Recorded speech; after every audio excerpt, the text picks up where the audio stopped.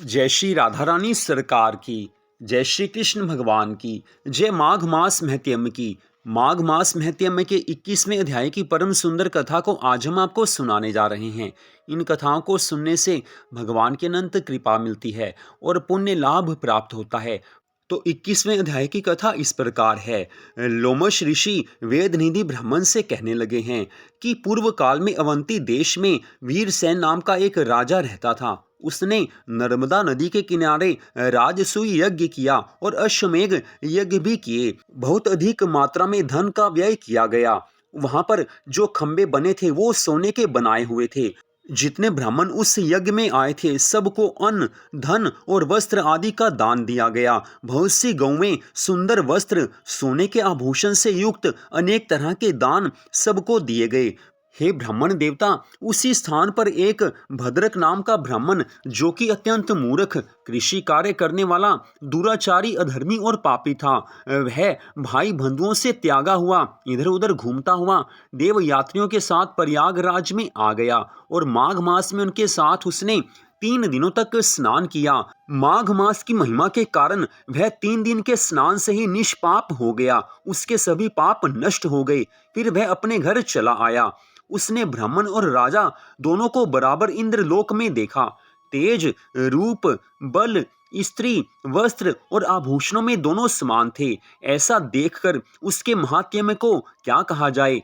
राजसूय यज्ञ करने वाला स्वर्ग के सब सुखों को भोग कर पुनः इस धरती पर आता है। जब तक वो भगवान की भक्ति नहीं करता तब तक उसे मोक्ष नहीं मिलता।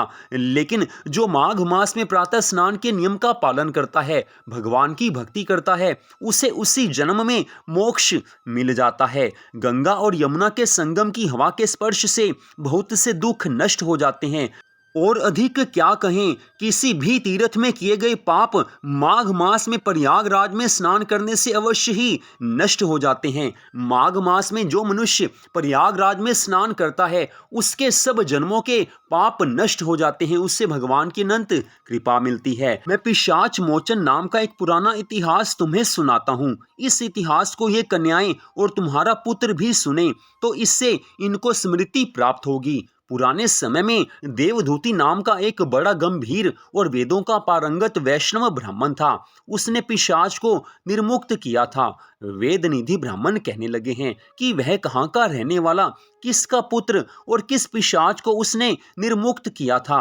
ये सारी कथा विस्तार पूर्वक सुनाने की कृपा कीजिए। लोमश ऋषि जी महाराज कहने लगे हैं कि किल्पज्ञ से निकली हुई सुंदर सरस्वती नदी के किनारे पर उसका स्थान था, जो अत्यंत मनोहर प्रतीत होता था। वन के बीच में पुण्य जल वाली सरस्वती बहती थी। वन में अनेक प्रकार के पशु पक्षी विचरते थे। उस ब्राह्मण के श्राप के भय से पवन भी बहुत सुंदर चलती थी तथा समय पर वर्षा भी अवश्य हो जाती थी और वह वन चैत्र रथ के समान था। उस जगह आश्रम में धर्मात्मा देवधूति रहता था। उसके पिता का नाम सुमित्र था। वह लक्ष्मी के वरदान से उत्पन्न हुआ था। वह सदैव आत्मा को स्थिर रखता, गर्मी में अपने नेत्र सूर्य देव की तरफ रखता, वर्षा में खुली जगह पर तपस्या करता, हेमंत ऋतु में सारस्वत सरोवर में बैठता और तीनों समय की संध्या करता। जितेंद्रिय और सत्यवादी था। कभी उसने कोई पाप कर्म नहीं किया था। अपने आप गिरे हुए फल और पत्तियों का भोजन करता था।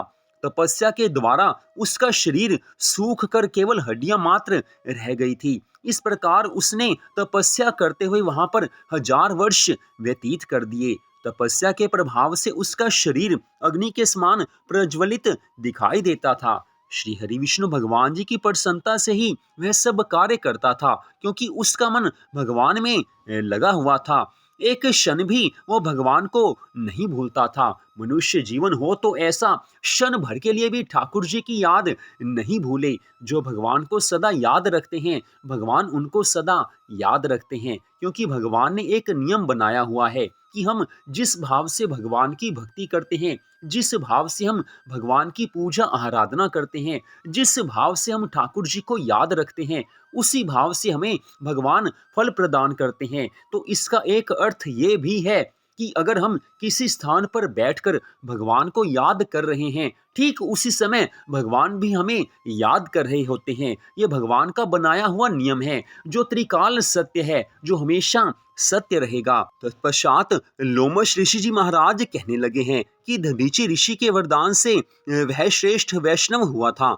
एक समय उस ब्राह्मण ने वैशाख मास के एकादशी को श्री हरि भगवान जी की पूजा करके उनकी सुंदर स्तुति की और उनसे विनती की है, प्रार्थना की है। उसकी प्रार्थना सुनकर भगवान श्री हरि विष्णु जी उसी क्षण गरुड़ पर आरूढ़ होकर उसके पास से आए हैं। शत्रुभुज विशाल नेत्र मेघ जैसा स्वरूप भगवान को अपने सामने साक्षात देखकर प्रसन्नता के मारे उसकी आंखों में आंसू भर आए हैं और वह आनंद मगन होकर भगवान को साष्टांग प्रणाम करने लगा है। उसने अपने शरीर को भी याद नहीं रखा। उस समय भगवान ने कहा कि हे देवदूती, मैं जानता हूँ कि तुम मेरे परम भक्त हो, मैं तुमसे अति प्रसन्न हूँ, तुम कोई वरदान मांगो। इस प्रकार भगवान के वचन सुनकर गदगद होकर वह प्रेम के मारे लड़खड़ाती हुई वाणी में कहने लगा कि हे देवाधिदेव, हे प्रभु, हे सर्वांतर्यामी, अपनी माया से शरीर धारण करने वाले आपका दर्शन देवताओं को भी अति दुर्लभ है, लेकिन मुझे आपके परम सुंदर दर्शन करने का सौभाग्य प्राप्त हुआ है। मुझे और क्या चाहिए? मैं सदैव आपकी भक्ति में लगा रहूं, बस मुझे ये आप वरदान दीजिए। भगवान उसके वचन सुनकर कहने लगे हैं कि तुम्हारी बुद्धि धन्य है, तुमने जो कुछ मांगा है वो वरदान मैं तुम्हें देता हूँ। तुमने जो कुछ कहा है ऐसा ही होगा, तुम्हारी तपस्या में कोई बाधा नहीं पड़ेगी। जो मनुष्य तुम्हारे कहे हुए इस स्तोत्र को पढ़ेगा, जो इस कथा का पाठ करेगा या इसको सुनेगा, उसकी मुझ में अचल भक्ति होगी, उसके धर्म कार्य पूरी तरह से अच्छे से संपन्न होंगे और ज्ञान में उसकी परम निष्ठा होगी। तो यहीं पर माघ मास महत्म के 21वें अध्याय की कथा का विश्राम होता है। इस कथा को सुनने का बहुत ज़्यादा महात्म्य है, जो कि भगवान ने स्वयं ही अपने श्रीमुख से बता दिया है। तो कथाएं कोई भी हो, जब भी आप सब सुनते हैं तो पूरी श्रद्धा भावना से मन लगाकर कथा सुननी चाहिए, क्योंकि जो श्रद्धा से कथा सुनता है भगवान उस पर कृपा करते हैं। हम कुछ भी कर्म करें, चाहे हम संसार के कार्य करते हैं, चाहे हम भगवान की भक्ति करते हैं, भगवान हमारे प्रत्येक कार्य को देखते हैं। अगर हम भगवान के भक्त हैं और भक्ति करते हुए हमारा मन संसार की ओर जाता है तो भगवान ये समझते हैं कि इससे मेरे से प्रेम नहीं है, इसी कारण भक्ति का फल लोगों को नहीं मिलता है। लेकिन जो लोग श्रद्धा भावना से भगवान की कथा सुनते हैं, पूजा के समय पूरी तरह से जिनका मन भगवान के चरणों में लगा होता है, जो पूरी श्रद्धा भावना से अपने गुरु महाराज की आज्ञा का पालन करते हैं, जो शास्त्र के अनुसार सब धर्म कार्य करते हैं, जो मनमानी भक्ति नहीं करते, गुरु ब्राह्मण वेद और शास्त्र जो कुछ बताते हैं, जो उनके अनुसार भक्ति करते हैं, उन्हें भगवान की सबसे ज्यादा कृपा मिलती है। क्योंकि आजकल के इस कलयुग में लोग मनमानी भक्ति करने लगे हैं। मनमानी भक्ति का कुछ फल नहीं होता है, लेकिन जो लोग शास्त्र की विधि के अनुसार भगवान की भक्ति करते हैं, भगवान से प्रेम करते हैं, भगवान उन पर अनंत कृपा करते हैं। श्रीमद् भगवद गीता के उपदेश में भी भगवान श्री कृष्ण जी ने अर्जुन से कहा था कि हे अर्जुन, जो लोग शास्त्र की विधि से सब धर्म कार्य करते हैं उनको पूरा फल प्राप्त होता है, लेकिन जो मनमानी भक्ति करते हैं उन्हें फल प्राप्त नहीं होता है। तो इस कारण शास्त्र विधि के अनुसार सब कार्य करने चाहिए। मन लगाकर भक्ति होगी तो भगवान की पूरी कृपा मिलती है। तो इस कथा को आपने सुना, आप सबका हार्दिक धन्यवाद। जय श्री राधा रानी सरकार की, जय श्री कृष्ण भगवान की, जय सद्गुरुदेव श्री बंसी वाले महाराज की, जय माघ मास महत्म की। जय जय श्री राधे, जय जय श्री राधे, जय जय श्री राधे श्याम।